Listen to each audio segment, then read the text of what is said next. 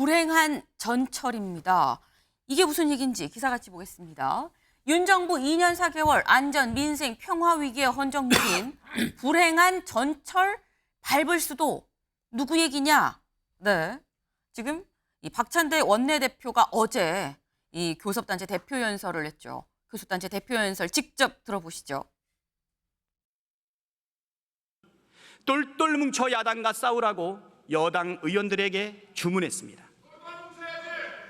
대통령이 거부한 것은 민심이고 대통령이 싸우라고 하는 대상은 국민입니다. 우리 국민은 불의한 권력을 그냥 두고 보지 않았습니다. 계속해서 민심을 거역한다면 윤석열 대통령도 결국 불행한 전철을 밟게 될 것입니다.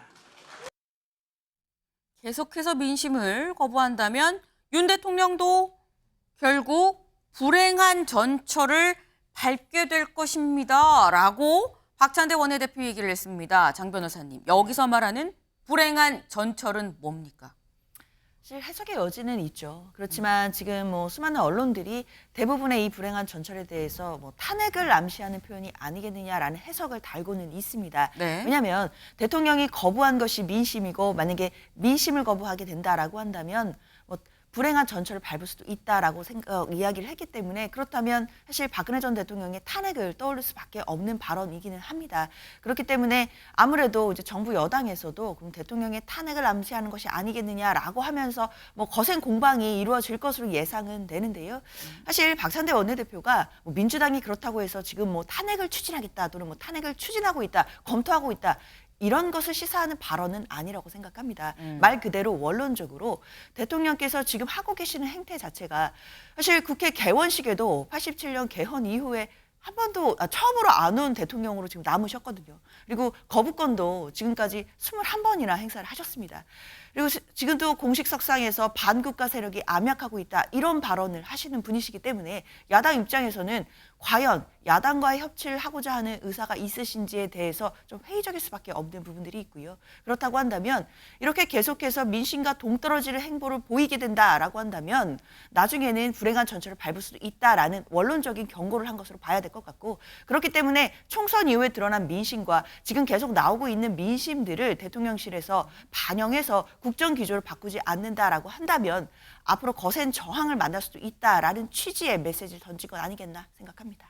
네, 지금 장 변호사님 말씀하시는데 이렇다면 이걸 받아들이지 않는다면이라는 가정법이 상당히 많이 등장을 했어요. 그리고 그런 차원에서 원론적인 경고의 그런 얘기인 거다라고 말씀을 하셨는데 탄핵을 시사했다고까지 나아갈 수는 없다라고 말씀을 하셨는데 근데 김진욱 대변인님 사실 이게 탄핵을 시사한 게 아니라고 말씀을 하셨는데 요 직전까지 있었던 논란이 또 계엄 논란이었거든요.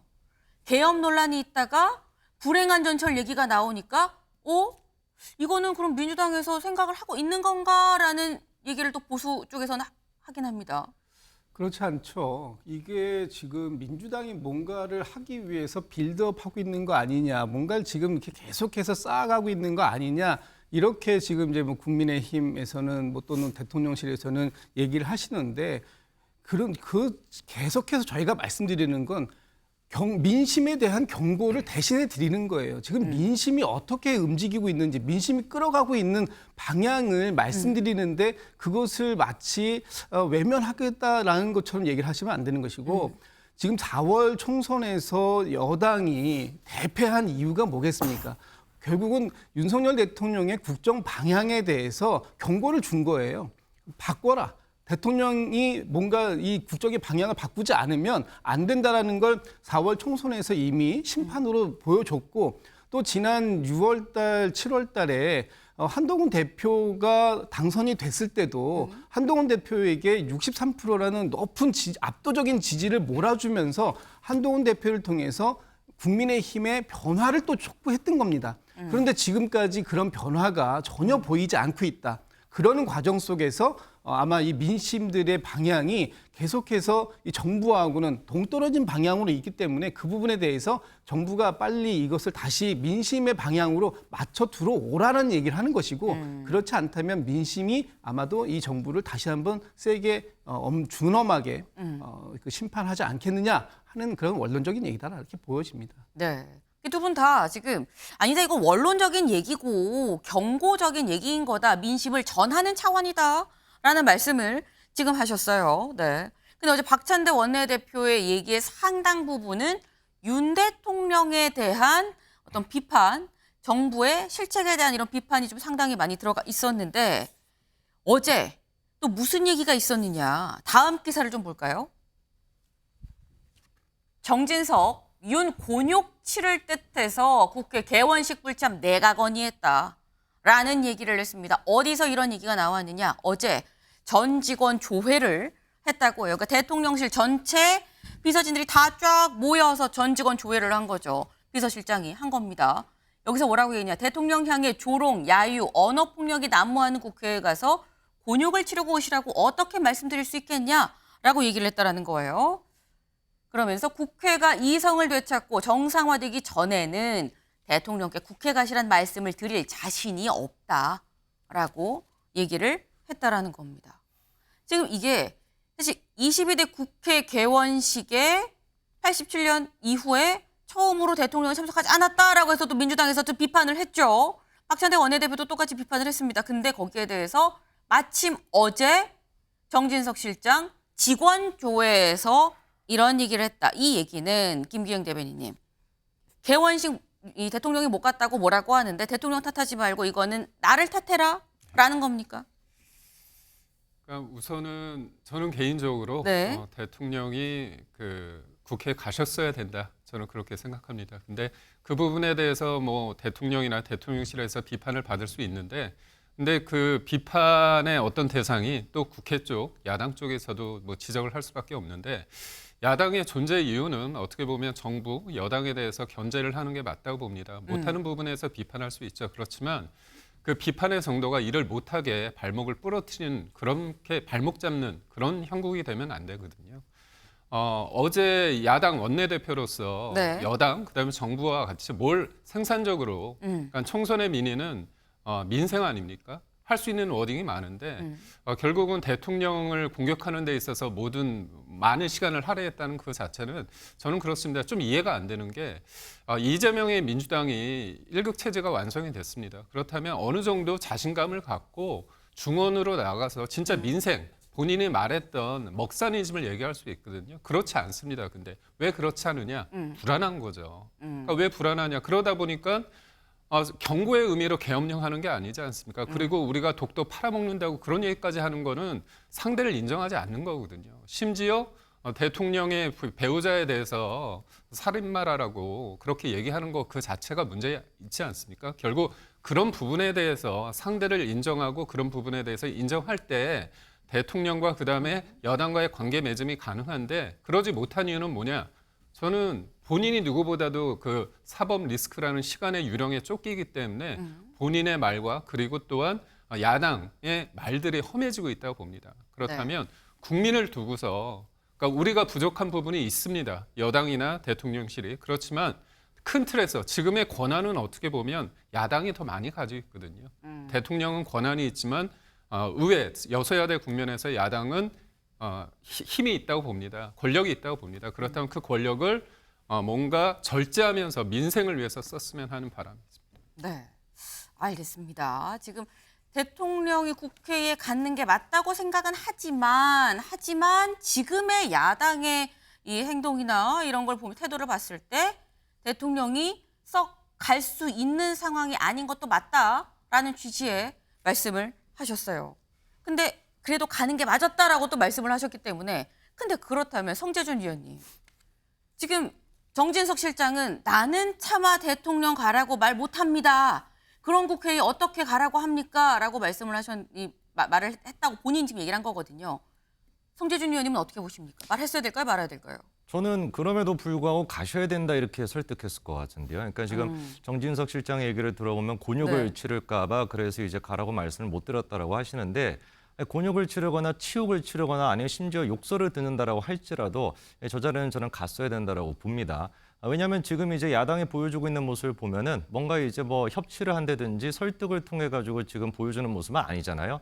어떻게 보면은 강세의 측면이 더 강해지기만 할 텐데 이런 시점에서 과연 정부 여당이 무엇을 할 수 있을까? 여소야대인 상태에서 제가 봤을 때 국민들한테 호소하는 거 말고는 딱히 지금 방법이 없어 보이거든요. 충분히 이제 정부 여당 같은 경우는 민생에 대해서 이런 정책을 우리가 내고 있다라고 보여주고 그리고 우리는 계속 끊임없이 야당과 지금 협치를 하려고 애를 쓰고 있지만 야당은 지금 이거에 대해서 우리를 거절하고 있고 이재명 대표를 뭔가 지키기 위해 가지고 이렇게나 강세를 하고 있는 것이다라는 식의 포지션을 가져가는 게 지금 제가 봤을 땐 가장 정치적으로 옳아 보이거든요. 물론 이제 맞는 얘기입니다. 국회가 이제 이제 이성이 없다라고 하는 표현 같은 경우도 전현희 의원 같은 경우는 지금 윤석열 대통령과 김건희 여사에 대해서 살인자라는 표현에 대해서 아직까지도 사과를 안 하고 있단 말이에요. 그런 부분들에서 충분히 우리가 공감할 수 있는 것이고 아까 전에 이제 그 의료개혁 문제에 대해 가지고 현재 지금 정부의 어떤 정책에 대한 방향성이 잘못됐다. 이 부분 같은 경우는 저도 지적을 하지 않습니까? 그러니까 충분히 어떤 여야가 협치가 될 수 있는 부분들이 있고 상식적으로 볼 수 있는 부분이 있는데 아까 전에 박찬대 지금 이제 원내대표가 나와가지고 하는 얘기를 들어보면은 무슨 뭐 대통령께서 헌정을 지금 뭐 유린하고 있다라든지 그리고 뭐 탄핵에 대한 이야기라든지 그리고 또 계엄에 대한 이야기는 이거는 상식의 영역을 벗어난 거잖아요. 이건 누가 보든지 간에 정치 선동적인 측면이 있는 거거든요. 계엄에 대한 얘기 같은 경우도 아까 전에 이제 뭐 얘기 주실 때는 탄핵에 대한 거를 염두에 둔 게 아니다. 원론적인 얘기다라는 말씀도 네. 물론 일리가 있을 수 있지만 제가 봤을 때 이게 빌드업이 아니라 이미 빌드 완성이 된 것 같아요. 바로 직전에 얘기가 나왔던 게 계엄에 대한 얘기 아닙니까? 근데 계엄 같은 경우도 무슨 뭐 근거랑 뭐 어떤 뭐 증언이 됐거나 문건이 됐거나 이거를 바탕으로 하는 게 아니라 차차 기다려 봅시다. 증거가 나올 때까지. 아니 뭐 상상에 기여해가지고 지금 얘기를 하시는데 그렇게 얘기할 거면 그냥 잠을 주무시는 게 낫지. 이게 무슨 뭐 대통령에 대해서 계엄에 대한 이런 엄청난 얘기를 하면서 어떻게 상상에 기반해가지고 얘기를 할 수 있겠습니까? 이런 모습들을 보면은 분명히 국회가 아까 전에 정지수 지금 실장이 얘기한 것처럼 이성을 되찾는 것뿐만 아니라 네. 좀 제발 민생을 위해서 협치를 좀 하자 이런 말씀을 드리고 싶습니다.